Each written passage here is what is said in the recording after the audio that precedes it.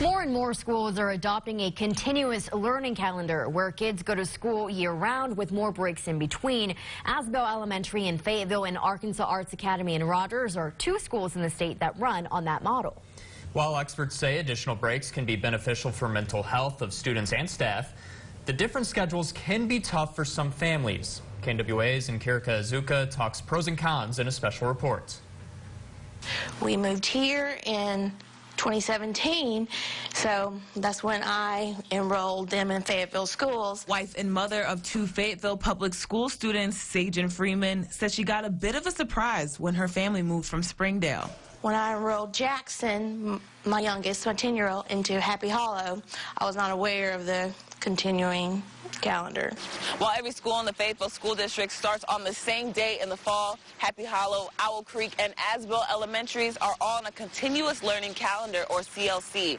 Now, compared to traditional school calendars that many people are used to, every student is in school for 8 hours a day with the same number of days scheduled for the school year.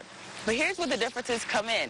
CLC students get the same vacations as traditional learning students with additional week-long breaks at the beginning of October and at the end of April. However, they do make up this time at the end of the school year when their school year ends 2 weeks later than traditional learning students. What we look at is the number of days students have and how much time it would take to teach what Arkansas says is a third grade standards.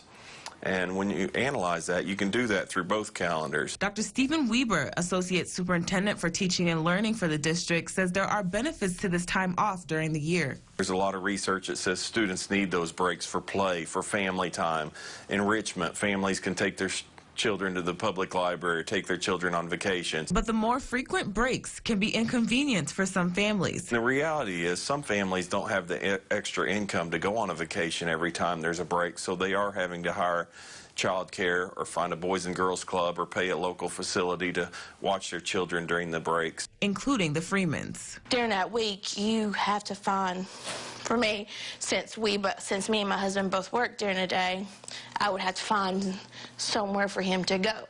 He's just 10 years old. He's not old enough to stay at home.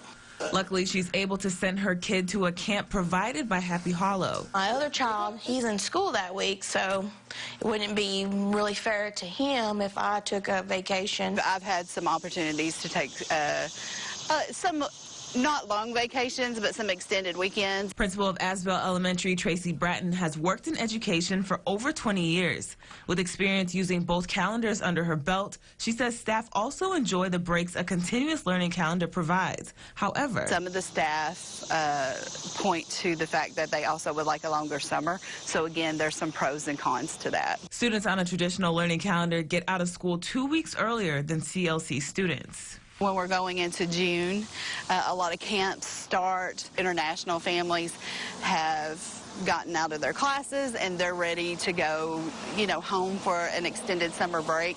And so it can affect our attendance, which she says can slightly impact the school scores that are given to the public. Freeman says she's happy with both of her son's schools, but would ultimately like for them to be on the same schedule. For right now, we're making it work. So as long as I can continue it working, then I don't have an issue with either or. Now, Dr. Weaver says the district calendar committee decided to move forward with the current calendars for the next couple of years. But he says administrators and the school board are analyzing pros and cons for the future. You can visit our website for a breakdown of roughly how much the different calendars cost families. In studio, Nkirika Azuka, KNWA, Northwest Arkansas News.